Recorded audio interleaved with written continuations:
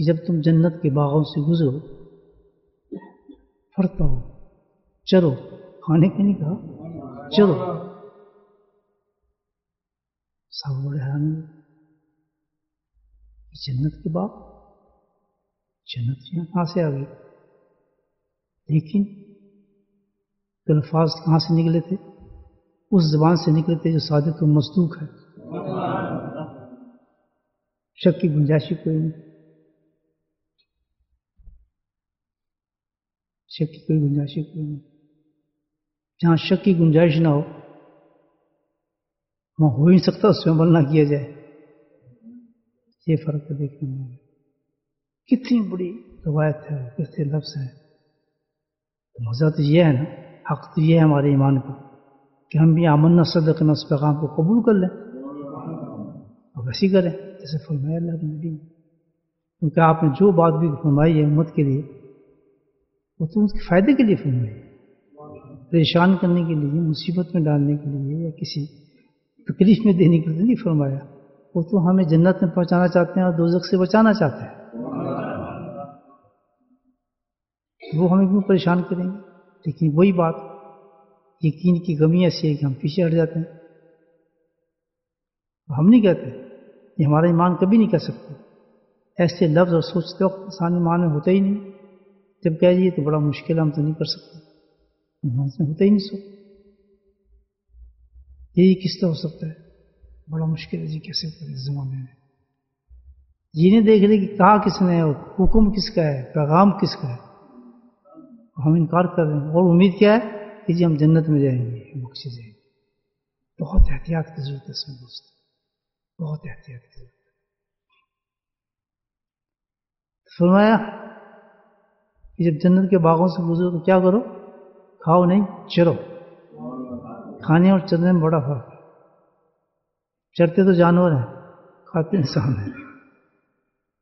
کسی ایک کھیت میں چھوڑ دو نا جانور کو تو اس کھیت کا صفائی کرتے ہیں، کھا جائے گا سب. فرمایا وہ جنت کے باغ ایسے ہیں کہ وہاں تمہیں جانوروں کی طرح کھانا پڑے گا، چھوڑنے کی کوئی چیز اس باغ سے. صحابہ کرام بڑے حیران، لیکن یقین میں پورا رس کی جیسے کہ حدیث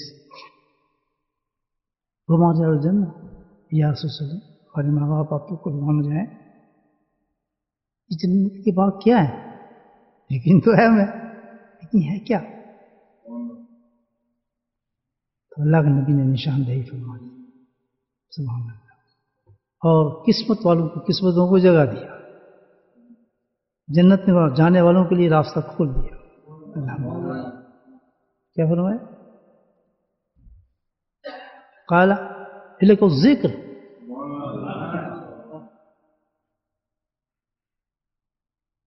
جنت کے باغ کیا ہیں؟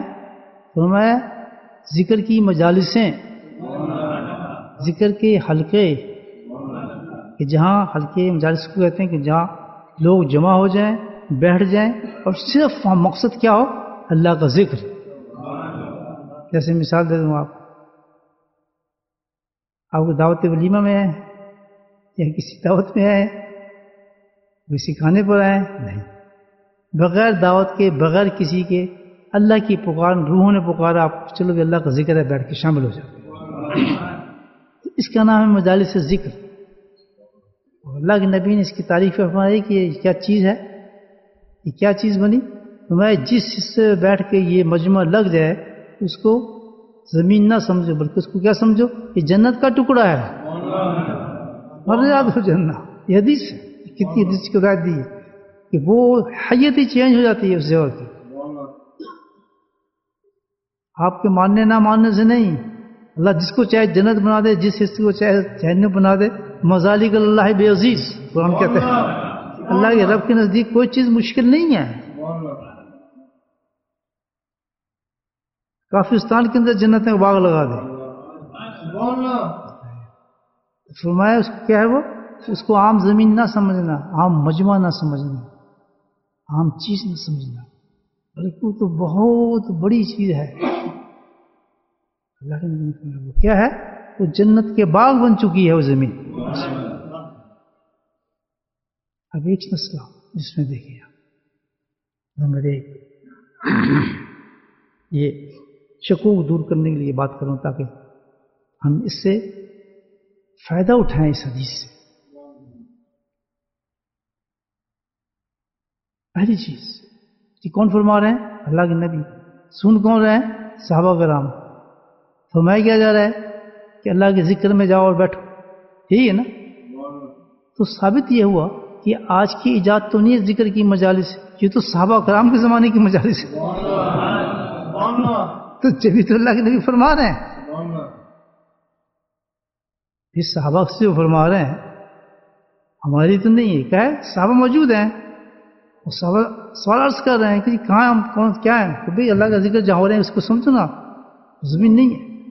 تو پتہ ہی چلتا ہے کہ ذکر کے حلقے کوئی نئی ایجاد نہیں ہے، مجالس ذکر کوئی نئی چیز نہیں ہے، آج نہیں بنی، بلکہ کیا ہے، یہ تو صحابہ کرام کے زمانے سے نبیوں کے حکم کے ارشاد سے یہ قائم ہے مجالس،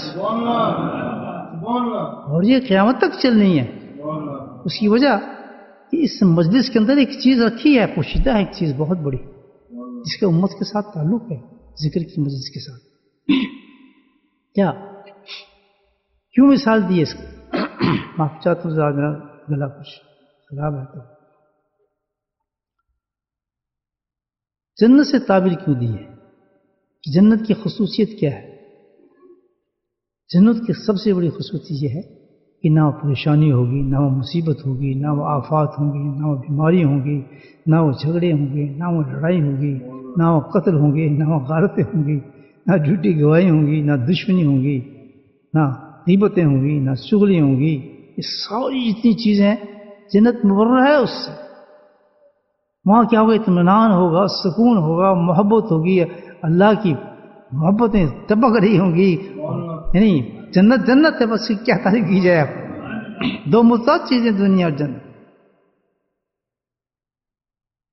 سبحان اللہ، اللہ کے نبی نے کیا کمال کر دیا، سبحان اللہ، قربان جو امت کے لیے۔ جنت سے پہلے، جنت میں جانے سے پہلے جنت کا مزہ چکھا دیا دنیا کی۔ جتنی بھی دنیا کے اندر چیزیں پیدا ہو گئی ہیں آپ دیکھ لیں، اس سے تکلیف ختم ہو گئی، اس سے ادھر جاؤ ادھر جاؤ، کتنی پریشانی ہے، گھر کی، بچوں کی، کاروبار کی، صحت کی۔ ابھی زندگی نہ ہی پریشانی ہو، کوئی بھی پریشانی ہو، اللہ کے نبی دیکھیں کتنی آسانی فرمان امت کے لیے کہ کسی پریشانی کا حل چاہتے ہو تو کیا کرو؟ جاؤ اس مجلس کے اندر بیٹھنا شروع کرو۔ یہ کون علاج بتا رہا ہے؟ امام الانبیاء۔ یقین کو پکا کرو، پکا یقین کر سمجھ میں جاؤ کہ یہ بیماری میری وہاں ختم ہوگی، یہ میرا مسئلہ وہاں حل ہو جائے گا، میرا فلاں چیز کا جو مسئلہ وہ ختم ہوگا۔ یقین تر، کامل تر، جس قدر پکا یقین لے کے جاؤ گے، اس حدیث کو ماننے والے بن کے جاؤ گے، کاروباری پریشانی ہو، گھر کی پریشانی ہو، کسی قسم کی پریشانی ہو، اس کو جمع کر کے آپ کہیں جی حل یہیں ملے گا، کیونکہ اللہ نے فرما دیا اس کا حل جو ہے مجالس ذکر کے اندر ملے گا۔ اللہ نے فرماتے ہیں کل شفا جتنی بھی ہے، وہی کتنا بڑا حدیث، چھوٹی سی حدیث ہے جس کا مفہوم آپ کے سامنے پیش کروں کہ کل شفا اگر لینا چاہتے ہو تو ایک ہی چیز میں ہے، وہ کیا ہے؟ اللہ کا ذکر، کہ جو زندگی میں نے تجھے عطا کی تھی، تیرے رب نے تجھے دی تھی، تو نہیں کہیں لے کے آیا تھا کسی اور سے، تو وہ زندگی تو نے میری مرضی کے مطابق گزاری یا اپنی مرضی کے مطابق گزاری؟ وہاں کون جھوٹ بول سکتا ہے آدمی؟ تیری زندگی کا وہ ہر لمحہ، دیکھیں زندگی کیا ہے، مجموعہ سانس ہے، ان تمام سانسوں کو جمع کرتے جائیں تو زندگی بنتی ہے، ایک سانس کو نکال دو زندگی ختم ہو جاتی ہے۔ تو حکم کیا ہے اللہ تعالیٰ کہ ہر سانس یعنی ہر وقت، ہر لمحہ تیرا جو گزرے وہ مطابق رب گزرے۔ کھول دیا تجھے میں نے، یہاں آزاد کر دیا بالکل اس دنیا کے اندر، کوئی تیرے پہ قید نہیں، بند کر دیا جگہ پہ۔ اب جو کچھ تو نے جو کرنا ہے، صرف ایک کام کا خیال رکھنا ہے کہ میں نے تجھے یہاں اس لیے بھیجا ہے کہ جب تو جو بھی کام اس دنیا کے اندر کرے گا، جو وقت پہ تو گزارے گا، کس کی مرضی کے مطابق کرے گا؟ مجھے بولو، مجھے اور اونچا؟ اللہ کی مرضی. اللہ کہتا اب تو میری مرضی کو کہاں تلاش کرتا پھر رہا؟ اس لیے میں نے ایک اور آسان کر دیا. میں اپنی میری مرضی کو جاننے کے لیے میں نے کیا کیا؟ میں نے تمہیں قرآن حکیم دے دیا. تو نے تلاش کی اس میں میری مرضی، یا رٹتا رہا اس کو، یا صفائی پھاڑتا رہا، یا گھستا رہا؟ اس میں تو میری منشا اور مرضی وہیں سے ملنی تھی قرآن سے.